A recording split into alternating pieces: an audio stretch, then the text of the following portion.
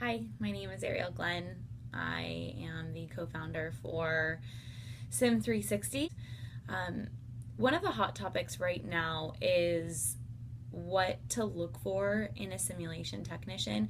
And because the word simulation technician covers such a variety of different roles, um, we decided to just kind of make a summary of what it is that you're looking for in a simulation technician, and not necessarily educationally based, but more so experience. And that experience doesn't necessarily need to be in simulation or in an electronic field, so much as how that person um, contributes to the simulation world based on their experience. So there's a bit of a difference there, and we want to cover some ground to help you make the decision as to who to bring into your simulation lab and how to build upon that. So I have a little spreadsheet up here that I'm going to work off of, so I won't be looking directly to you the whole time. What to look for in a simulation technician candidate when you first hire your SimTech, depending on the level of involvement that they have in your lab, they will need to know how to open your lab, how to maintain your simulation equipment, how to troubleshoot your equipment should something fail, and how to close their workstations and or the lab as a whole. Within those four umbrellas, there are some subpoints that we want to cover. One of those is, are the staff that you're hiring familiar with simulation equipment and their startup processes? So, as basic as turning on the simulators and as advanced as how to clean them out. Have you hired someone that is a go-getter that can establish a daily regimen in preparing for simulation? Um, you could hire someone with IT experience for 4 years, but their go-getting, ambitious traits might not be there. So one of the things that you want to look for in a simulation technician is the go-getting factor. Are they a self-starter? Are you going to have to hold their hand the whole way through, which is just essentially going to be you doing their job and yours. My next point is, are they going to take the initiative to contact who they need to and confirm the simulations for the next day? Can the tech carry out a simulation from start to finish? So, are they capable of writing the scenario? Are they capable of executing the scenario, being prompted to change when change occurs? And are they able to close the scenario? So, is the person that you're hiring adaptable to work on their toes? Are they a direction driven individual? So, do they need to have that exact direction in order to run the simulation, or are they able to adapt to the knowledge that they need to if they're technical to clinical, or if they're clinical to technical? That's going to be a big factor in hiring a technician, is whether or not they are able to, so to say, bridge the gap between the clinical and the technical side of things. These are all tasks that can also be trained, so you just need to find someone that's willing and able. And my best advice for that would be finding someone who is outgoing, who is a go-getter, task initiating, self-starter, basically. And you want someone who has a bit of technical inclination and also is quick enough to learn the clinical side of things. So the next umbrella was how to maintain your simulation equipment. One thing that we can help with as Sim360 is that if you give us a description of your equipment, we can help design a maintenance schedule for you. So that's not necessarily something that you need to be worrying about in hiring someone, whether or not they know how to maintain your equipment. That's something that can be taught, and we can help you with that. You will need to develop a daily, weekly, and monthly maintenance that will need to be kept up. So you will want to maintain your simulators daily. You will want to create a modification to that daily upkeep in a more advanced level on a weekly basis, and then you'll want to do a big run through on a monthly level, and we can help design that for you, depending on what your simulators are as well. The next umbrella is how to troubleshoot your equipment should something fail. So this is a big topic for a lot of places. They feel as though they need a clinical end and a technical end, and that they need this sort of Superman type of person in order to be able to troubleshoot the equipment, or they're afraid to troubleshoot the equipment on their own. So a couple questions that we have that you can encourage in your hiring process is, are you hiring someone based on their educational background? Are you hiring someone based on their troubleshooting skills?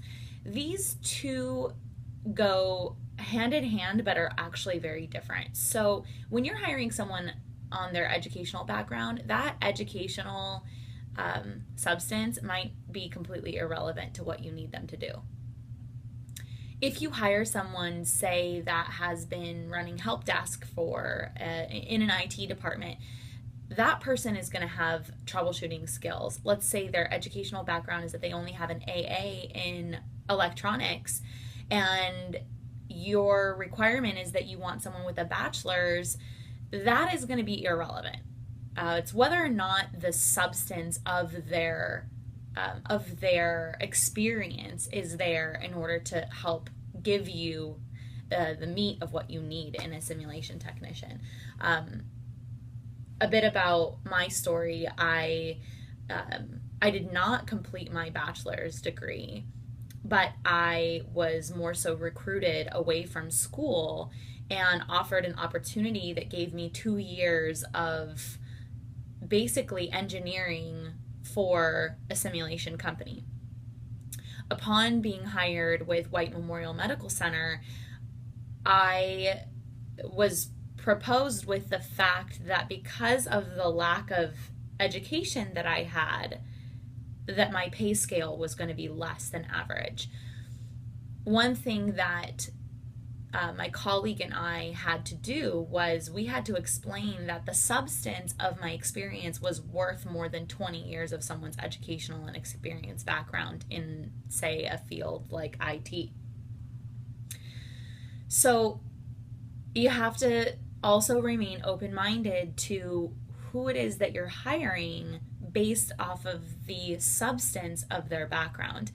The end all to that was that we ended up being successful in raising the bar for the financial aspect of my position, because in explaining that 2 years of working directly with the simulators that were purchased for this simulation lab versus having 20 years of sitting behind a Xerox printer and troubleshooting those was no comparison. So luckily the human resources department worked with us a little bit. So a lot of it is communication as well.